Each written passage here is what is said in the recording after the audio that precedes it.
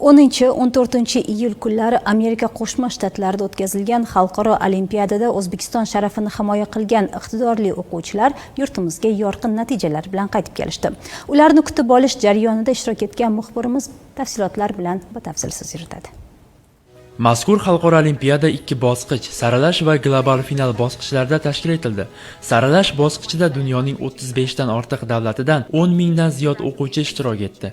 Yakuniy bosqichga esa eng yuqori natijalarni qayd etgan 152 nafar o'quvchi yo'llanma oldi. Xalqaro olimpiadada O'zbekiston nomidan 5 nafar o'quvchi ishtirok etdi. Ularning 3 nafari matematika va ingliz tili fanlari bo'yicha bir vaqtning o'zida qatnashib, 2 yo'nalishda ham o'z bilim va salohiyatini namoyon etdi hamda yuqori natijalarni qo'lga kiritdi. Ularni Toshkent xalqaro aeroportida ota-onalar, mutasaddilar hamda yaqinlari katta quvonchda qarshi olishdi. Bu yil ikkinchi marta Amerika Qo'shma Shtatlariga bordim va olimpiadada qatnashdim. Savollar darajasi o'rtacha va o'rtachadan sal qiyinroq bo'ldi. 9-sinfga nisbatan qiyinroq, lekin endi olimpiada bosqichida olimpiada darajasida savollar tushdi. Tales olimpiadada qatnashdim. Turkiyada 3-o'rinni qo'lga kiritdim. Hozir olimpiada USA'da 1-o'rinni qo'lga kiritdim.